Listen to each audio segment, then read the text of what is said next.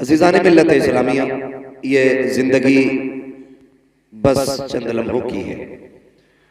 याद रखिए, जितनी अल्लाह ने मुक़द्दर की है उतनी ही सांसें आनी है। और जब मौत का वक्त आएगा तो ना आप मौत से एक लम्हे की छुट्टी पा सकते हैं और ना ही मौत से एक मिनट पहले मर सकते हैं। जब इंसान का वक्त पूरा हो जाता है तो फिर उसको ये दुनिया छोड़ के जानी होती है। और ये याद रखिएगा, मौत का फरिश्ता जिस दरवाजे आता है खाली नहीं जाता है। कोई आंसू, कोई दर्द, कोई आह, कोई गम, किसी की चीख, किसी का रोना उसे नहीं रोक सकता। जब वो आता है अपना काम करने के लिए तो अपना काम करके ही जाता है। फर्क है,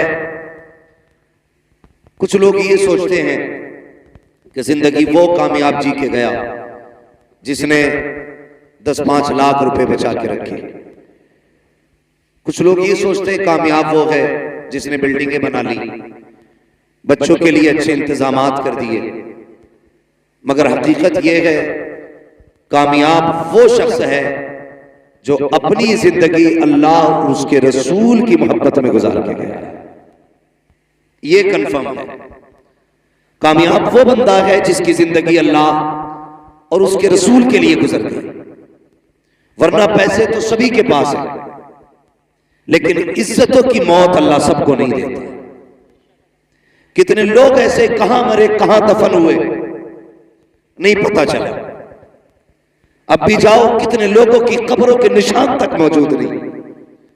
लेकिन कितने ऐसे लोग हैं जो जाते जाते जमाने पे अपनी छाप छोड़ जाते हैं, लोगों के दिलों में अपनी जगह छोड़ जाते हैं। वो कहा था किसी ने कि खामोशियों की मौत गवारा नहीं मुझे, शीशा हूं टूट कर भी खनक छोड़ जाऊंगा। भाई, ये भी कोई जिंदगी है जो बंदा अपने लिए जिया और मर गया? कौन याद करता है उसे? सारी जिंदगी औलाद के लिए ये कर जाऊं, औलाद के लिए ये कर जाऊं, औलाद के लिए ये कर जाऊं। किसके लिए फिक्र?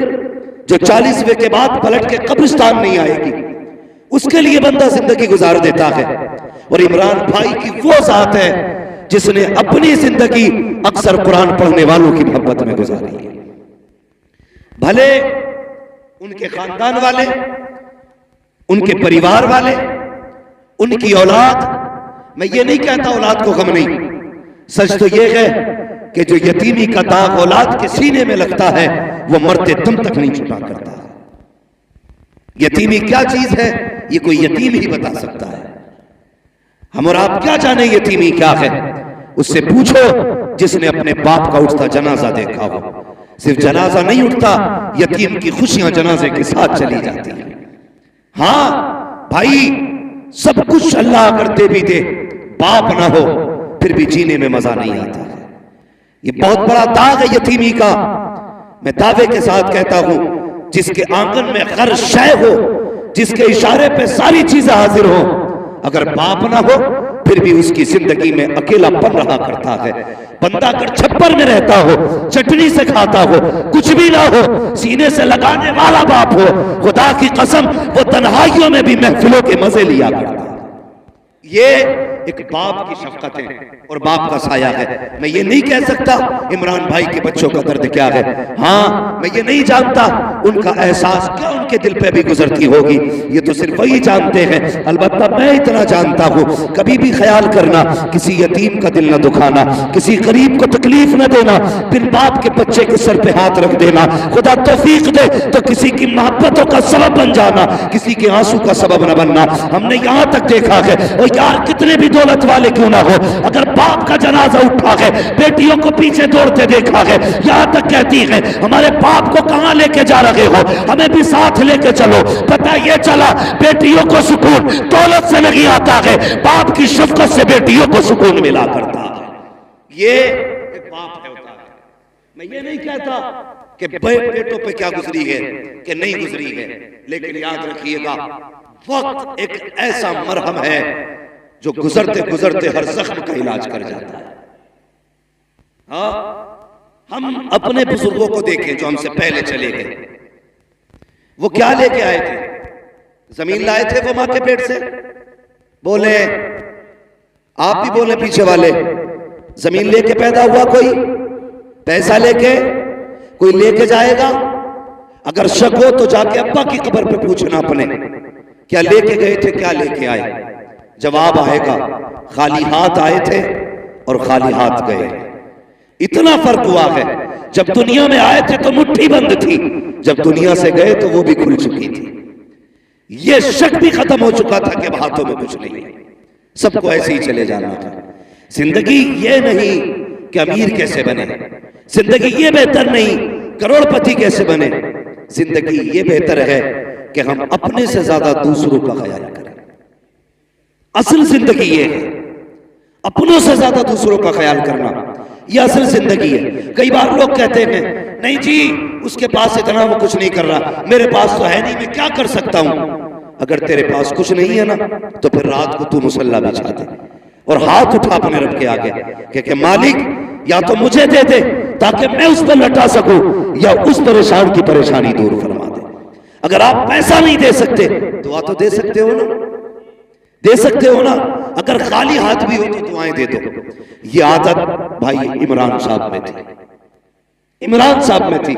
ये चंद बातें मुझे जो बताई हैं, हजरत ने बताई, क्या उनकी आदत थी। मैंने उनको नहीं जाना, मेरी मुलाकात उनसे नहीं हुई, लेकिन उनकी बातों से लग रहा है वो कब्र में अकेले नहीं है, वहां कब्र में खुदा की रहमतें भी हैं, मुस्तफा की शफाअतें भी साथ में। ऐसी जिंदगी जी के जाओ कि खुदा की रहमतें सलाम कर ले आए, खुदा की रहमतें। ये भी कोई जिंदगी अपने लिए जिए, अपने लिए मरे। बड़ा बड़ा करोड़पति पड़ा होगा तुम्हारे संबंध में, बड़े बड़े पैसे वाले पड़े होंगे, लेकिन सुबह उठ के अखबार पढ़ने का तो वक्त होगा, लेकिन कुरान पढ़ने का वक्त नहीं होगा।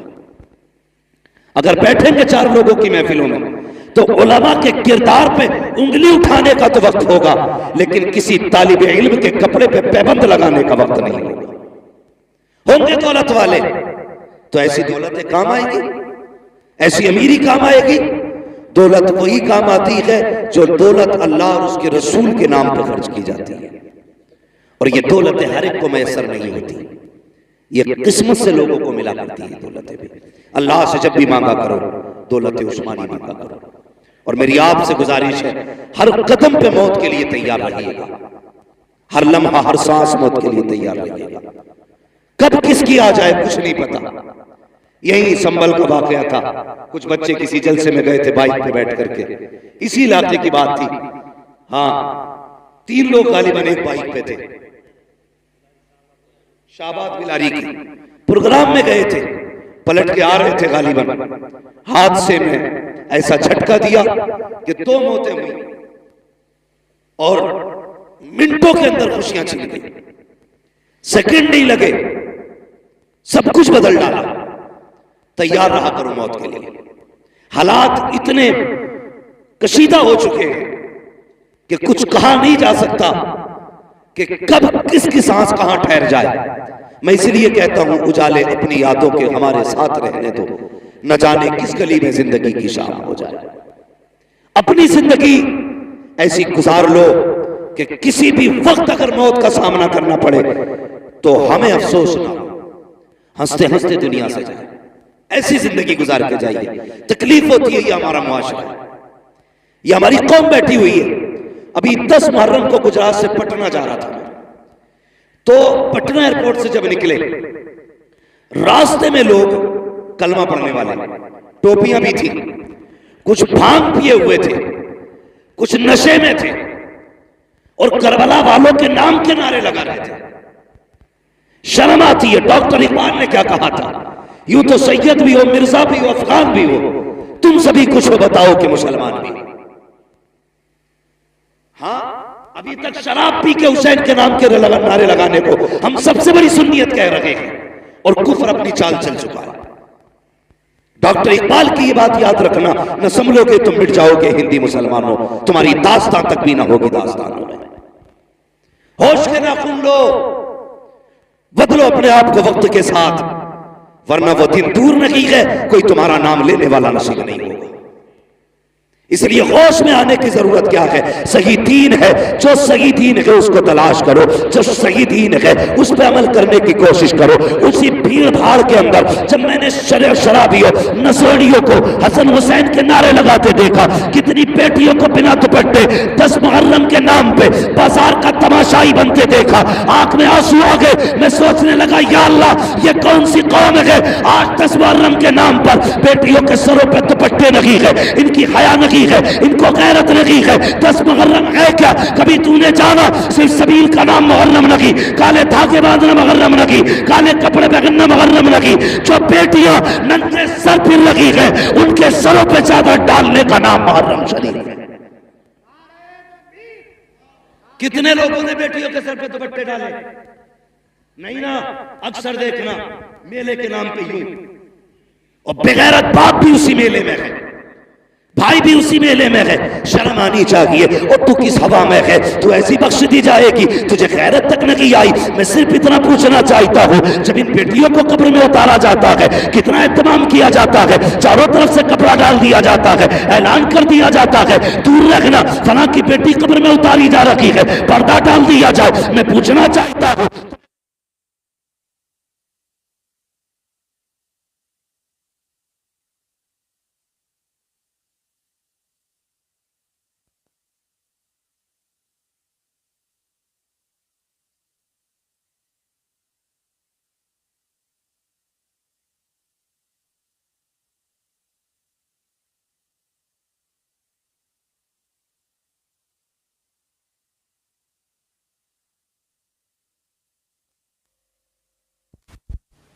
इस्लामी सांचे में जिंदगी गुजारो अपनी। हाँ, मरने के बाद तो सब डालेंगे पर्दा, मजा तब है जब जीते जी पर्दा पड़ जाए, जीते जी जब पर्दा बंदे पे आ जाए, उससे बेहतर जिंदगी नहीं है। हालात आप देख ही रहे, इतनी बेरहरवी है समाज में, इतनी बेरहरवी की कहा नहीं जा सकता। मजहबी दिनों के नाम पे भी तमाशे हो गए। कभी समझा है करबला को? अभी सीने भी पीटे होंगे, घुंघरू भी बांधे होंगे, कुछ लोग नंगे पैर भी दौड़े होंगे और सोचते होंगे हम हुसैनी हो गए। मैं ये नहीं कहूंगा तुम क्या कर रहे हो, खुद सोचो। खुदा ने तुम्हें अक्ल सलीम दी है, घास नहीं खाते हो, रोटी खाते हो, ये तुम भी जानते हो कि क्या करना चाहिए। पढ़ा कभी तूने करबला में? खुदा की कसम तारीख पढ़ो करबला की। अली के घर की बेटियां, जबकि पूरा घर शहीद हो चुका था, पर्दा नहीं छोड़ा था। तू 10 मुहर्रम के सबील के नाम पे मेले में उतर आई, उनके अकबर का गला कटा, पर्दा नहीं छोड़ा। असगर के तीर लगा, पर्दा नहीं छोड़ा। इमाम अली मकाम के गले पे खंजर चला, ज़ैनब बाहर नहीं निकली। आज बता 10 मुहर्रम के नाम पे कौन सा तमाशा नहीं हुआ है? और इतनी गुजारिश आपसे भी है, ये देखो मेरे हाथ जुड़े, तुम सबील के नाम पे 10 दिन लंगर चलाते हो। कहता जी 10 दिन से लंगर चल रहा है, और जब तहकीक करो पता चला दुनिया खा के जा रही है, सगे बाप के लिए इसने एक लुकमा नहीं दिया लंगर में से। ये हुसैनियत है।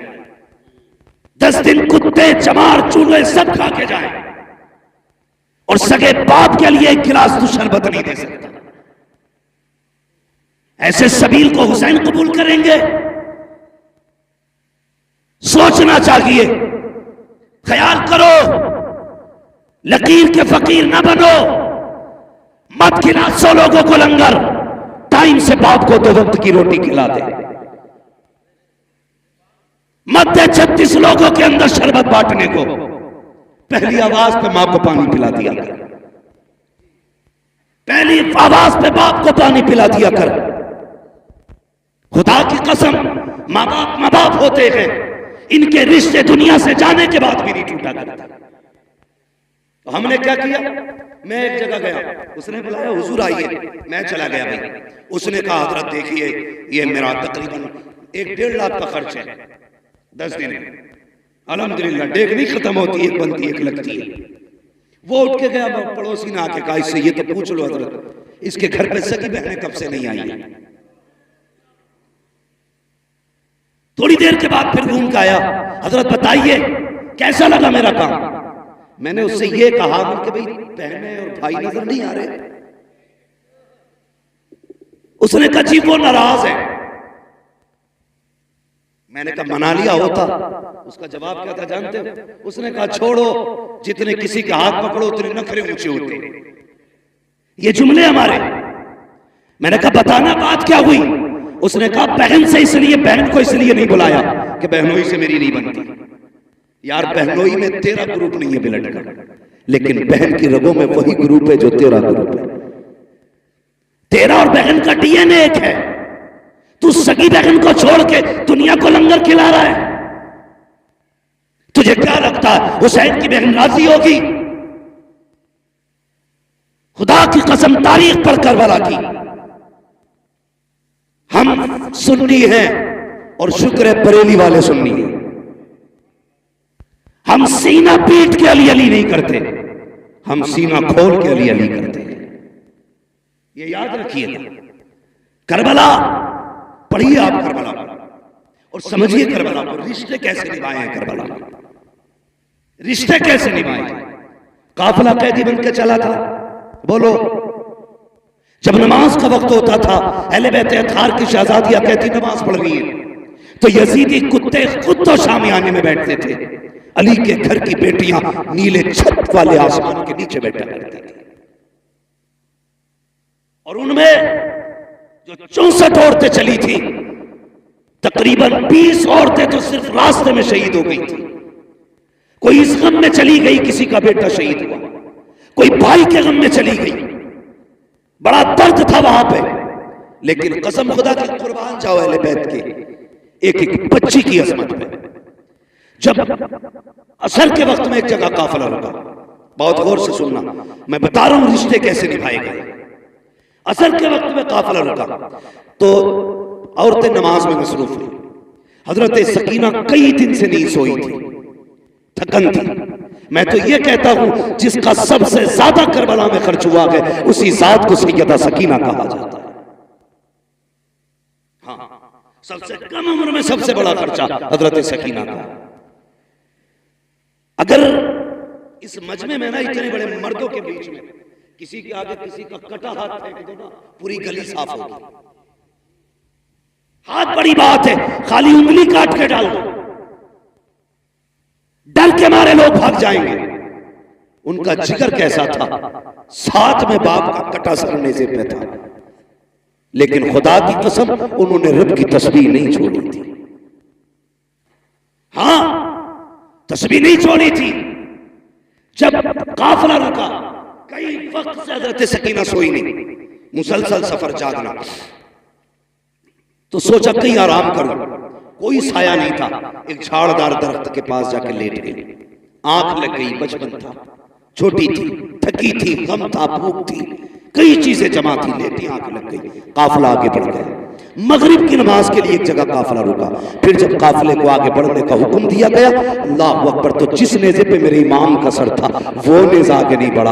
हजरत सैयदा ज़ैनब ने कहा, ज़ैनुल आबिदीन जी फूफी का पता करो ये नेज़ा क्यों नहीं आगे बढ़ रहा, काफिला क्यों नहीं जा रहा है। आपने पता किया तो पता चला जिस नेज़े पे सरे हुसैन है वो नेज़ा नहीं उठ रहा है। आपने फूफी से कहा, लगता है करबला के मैदान से आने वाले मुसाफिरों में कोई मुसाफिर पीछे रह गया है। कहा किस लिए? का बाबा का सर आगे नहीं जा रहा है। हजरत ज़ैनब ने जब इतना सुना, अपनी सवारी से नीचे उतरी और आवाज दी सबको। सबके नाम आए, जवाब आता रहा, लेकिन जब सकीना का नाम आया कोई जवाब नहीं आया। बेकरार हो गई हजरत सकीना के गम में, तलाश करने लगी कहां है सकीना। इसलिए कि सकीना वो है जो हुसैन के गले का तावीज है, सकीना वो है जो बाप के सीने पे सर रख के सोती थी। और यार अजीब रिश्ता होता है बाप बेटी के साथ। बाप परदेश चला जाता है, बेटियां रोया करती हैं, बाप आने में देर कर दे, बेटियां नाराज होया करती हैं। मगर मेरा हुसैन तो बेटी को आखिरी बार अलविदा कह के गया था। बेटी जानती है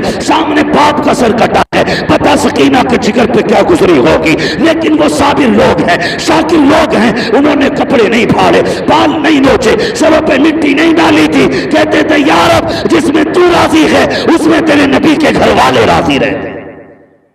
पढ़ो कभी करबला। लेटी झाड़ी के नीचे आंख लग गई, हजरत ज़ैनब पीछे दौड़ी। तलाश करती रही, अंधेरा हो गया, दौड़ते दौड़ते वहां आ गई जहां हजरत सकीना लेटी थी। तवज्जो है आप? समझ में आ रही है आपकी मेरी बात? कहां आई? जहां पे हजरत सकीना लेटी हुई थी। करीब पहुंची तो किसी के बोलने की आवाज महसूस हुई। आप ठहर के सुनने लगे। जब ठहर के आपने सुना ना, तो आपने देखा कोई खातून है जिसने हजरत सकीना को गोद में लिटा रखा है। मगर खुदा की कसम वो खातून भी कैसी, रात काली है मगर फिर भी चेहरे पे पर्दा है। जो बताना चाहता हूं, काली रात है, चेहरे पे पर्दा है। हजरत सकीना को गोद में लिटा रखा है। सैयदा ज़ैनब कहती, करीब गई तो ऐसे बातें कर रही थी जैसे बच्चे अपनी दादी से कहानियां सुना करते हैं। कहते हैं लेकिन मंजर उल्टा था। हमारे घर पे बच्चे दादी से कहानी सुनते हैं, लेकिन वो बुजुर्ग खातून इस बच्ची से कहानी सुन रही थी। और सवाल क्या था? अल्लाह अकबर। करीब गई, वो खातून कह रही थी, बेटी क्या नाम है? कहा मेरा नाम सकीना है। कहां की रहने वाली हो?